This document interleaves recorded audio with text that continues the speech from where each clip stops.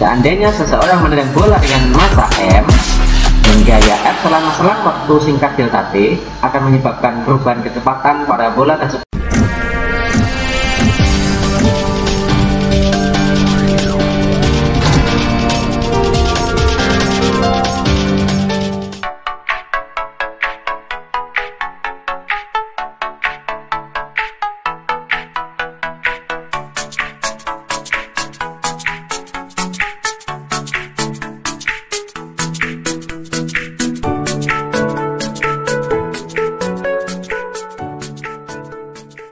Assalamualaikum warahmatullahi wabarakatuh. Semangat pagi adik-adik, sahabat Sekufindo dimanapun kalian berada. Pada kesempatan kali ini kita akan melanjutkan dengan membahas impuls dan momentum. Momentum adalah ukuran kesukaran untuk memberhentikan suatu benda yang sedang bergerak. Momentum didefinisikan sebagai hasil kali massa dan kecepatan. Makin sukar menghentikannya, maka makin besar momentumnya. Kita lihat animasi berikut ini. Kita mulai dari kecepatan rendah dulu, kemudian kita mulai. Nanti setelah berjalan akan ditarik. Kita akan melihat bagaimana kesukaran untuk menghentikan benda ini. Kita lihat ada dua mobil kecil sama mobil yang besar. Kita gerakkan. Kemudian kita rem. Mana yang lebih susah menghentikannya? Dengan kecepatan yang sama, namun dengan massa yang lebih besar, ternyata mobil box lebih susah dihentikan, sehingga menunjukkan bahwa momentum mobil box ini lebih besar daripada mobil sedan. Kita lanjutkan dengan kecepatan yang lebih besar.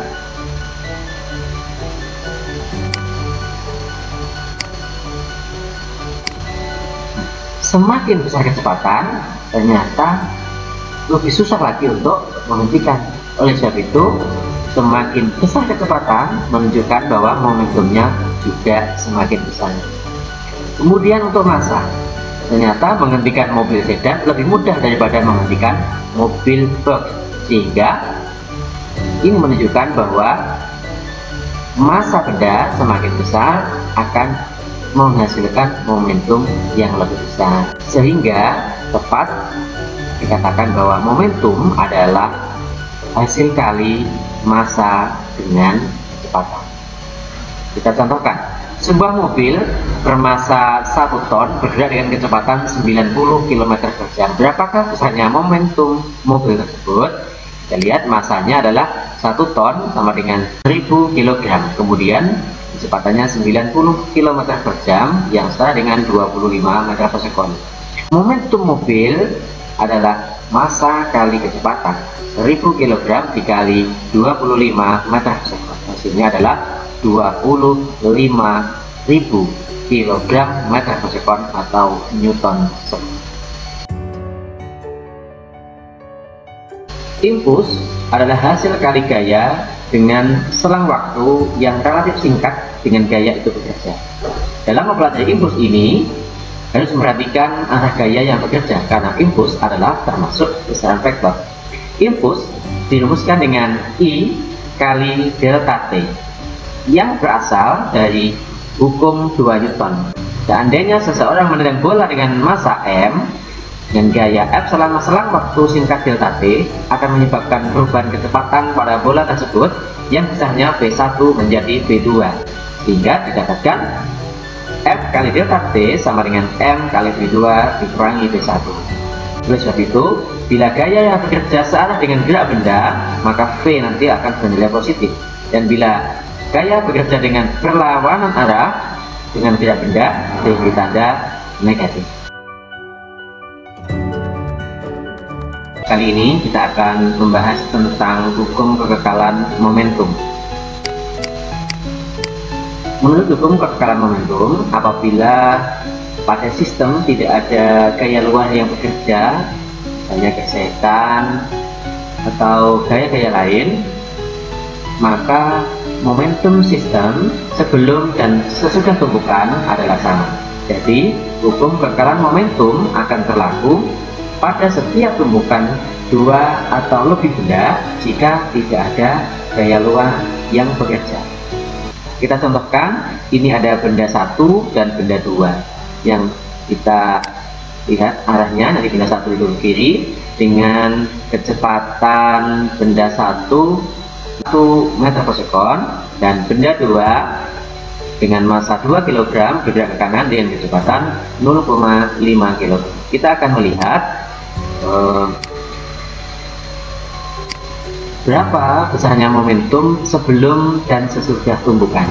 Kita lihat kecepatannya benda 1 adalah 1 meter per sekon, masanya 1, sehingga massa kali kecepatan 1 kali 1, momentumnya adalah 1 kg meter per sekon. Untuk benda 2, masanya 2, kecepatannya 0,5 meter per sekon, hingga momentumnya 2 kg kali 0,5 sama dengan 1. Jadi kecepatan jadi momentum sebelum tumbukan 1 ditambah 1 sama dengan 2.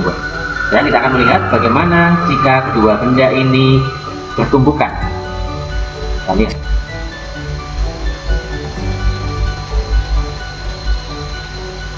Didapatkan setelah tumbukan, momentum dari benda 1 yang asalnya ke kiri berubah menjadi ke kanan dengan momentum 1 kg meter per sekon yang tadi asalnya kecepatannya 1. Kemudian momentum benda 2 juga 1, sehingga kecepatan yang awalnya 2 setelah tumbukan ternyata kecepatannya tetap selalu sama dengan 2, sehingga dapat kita simpulkan bahwa momentum sebelum tumbukan sama dengan momentum setelah tumbukan jika tidak ada gaya luar yang bekerja pada benda tersebut.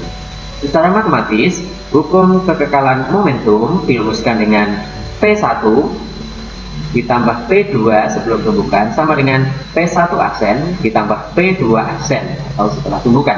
Jika P1 sama dengan M1 kali P1 dan M2 kali P2 menyatakan P2, maka jumlah dari M1 P1 ditambah M2 P2 sama dengan M1 P1 aksen ditambah M2 P2 aksen. Itu adalah persamaan hukum kekekalan momentum. Contoh hukum kekekalan momentum bisa kalian amati dalam kehidupan sehari-hari. Contohnya adalah peristiwa tumbukan, kemudian orang menembak, kemudian bisa juga pada orang melompat dari atas berat. Silakan ada dilihat contoh soal 4.14 buku Sagu Pindo halaman 146 kelas 10B. Sebuah benda A bermassa 5 kg bergerak dengan kecepatan 10 meter per sekon. Kemudian benda B bermassa 10 kg bergerak dengan kecepatan 15 meter per sekon di belakang benda A. Setelah beberapa saat benda B menumbuk benda A sehingga kecepatan benda A setelah tumbukan menjadi 12 meter per sekon. Itulah kecepatan saat benda B setelah tumbukan. Kita lihat benda A bermassa 5 kg, kita gambarkan seperti ini, bermassa 5 kg dan kecepatannya 10 meter per sekon. Karena ini kepada 10 positif sehingga kita asumsikan 10 ke kanan. Kemudian B bermassa 10 kg bergerak dengan kecepatan 15 meter per sekon. Karena ini juga positif, maka ini kita asumsikan juga ke kanan di belakang benda A. Setelah beberapa saat benda B ini menumbuk benda A sehingga kecepatan benda A yang awalnya 10 meter per sekon menjadi 12. Hitunglah kecepatan benda B setelah tumbukan. Kita anggap bahwa soal ini, kejadian ini tidak ada gaya luar yang bekerja sehingga akan berlaku hukum kekekalan momentum. Momentum sebelum tumbukan sama dengan momentum sesudah tumbukan.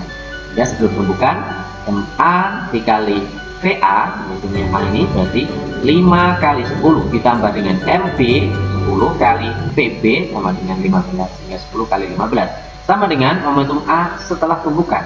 Setelah tumbukan, A itu kecepatannya dari 10 meter per sekon menjadi 12, sehingga VA sama dengan massa A kali kecepatan A setelah tumbukan. 5 kali 12 ditambah 10 kali PB aksen PB atau benda B setelah tumbukan diberi oleh 5 kali 10 50 ditambah 150 sama dengan 60 ditambah 10 PBAC, hingga sama dengan 200 dikurangi 60 sama dengan 10 PBAC.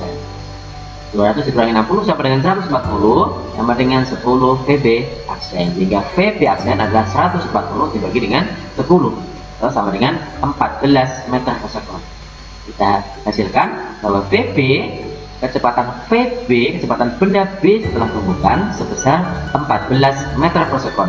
Karena bernilai positif, sehingga arahnya B setelah tumbukan adalah tetap ke kanan sebesar 14 meter per sekon. Kalian bisa berlatih dengan soal-soal yang lain di buku Sakopindo Kinarya, buku pintar belajar fisika kelas 10B di halaman 147.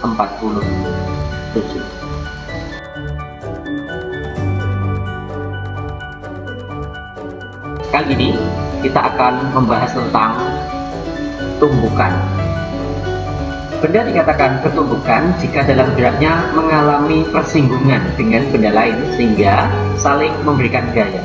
Di dalam tumbukan selalu berlaku hukum kekekalan momentum.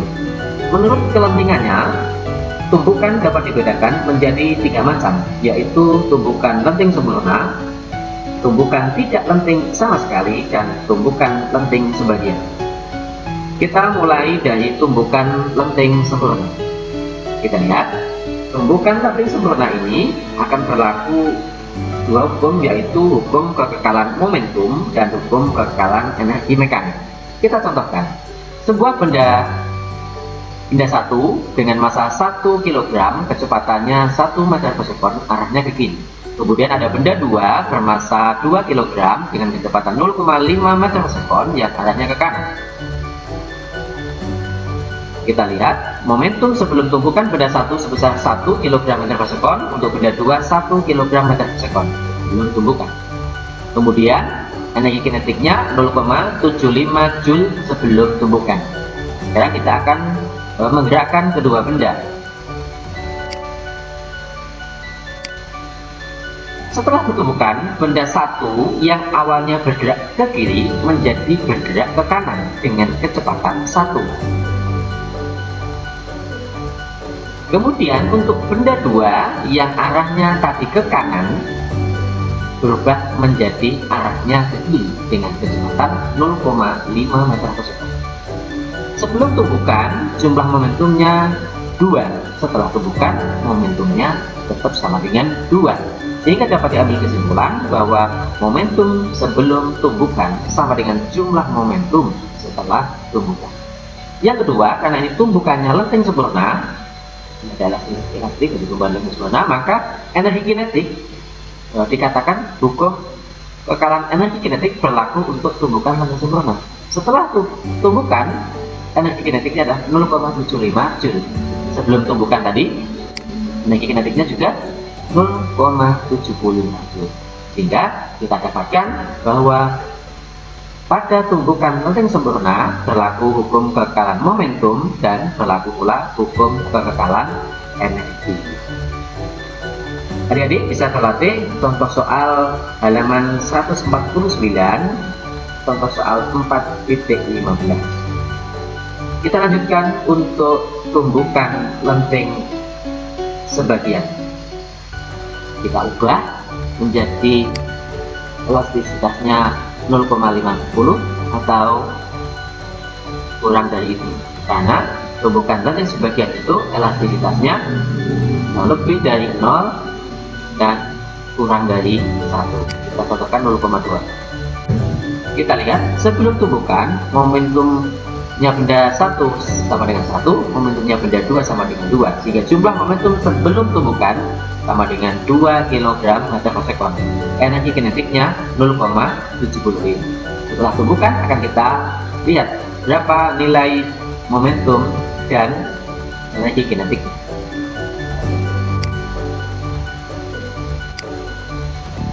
Setelah tumbukan, ternyata kecepatannya benda 1 yang awalnya sama dengan 1 meter per sekon berubah jadi 0,20.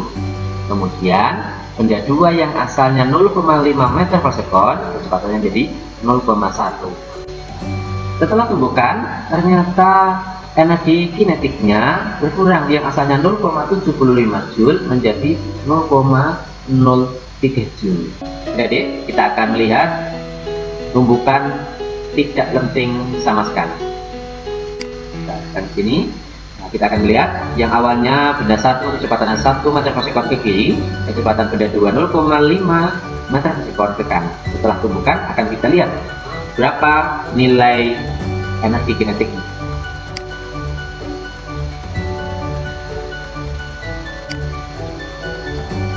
Ternyata diperoleh bahwa setelah tumbukan kecepatan benda ini sama. Kecepatan benda 1 sama dengan 0, kecepatan 2 sama dengan 0. Dan kita ulang dengan kecepatan yang berbeda. Bisa kecepatan benda 2 akan kita ubah menjadi 2. Cek, kita slow saja biar lihat. Oke, cek.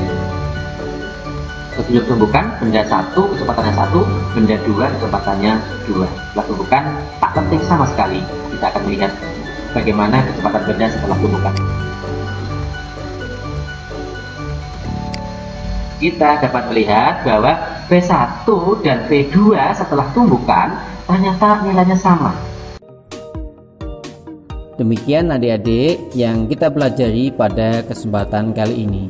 Semoga dapat memberikan kemudahan dan keberkahan bagi kita semua.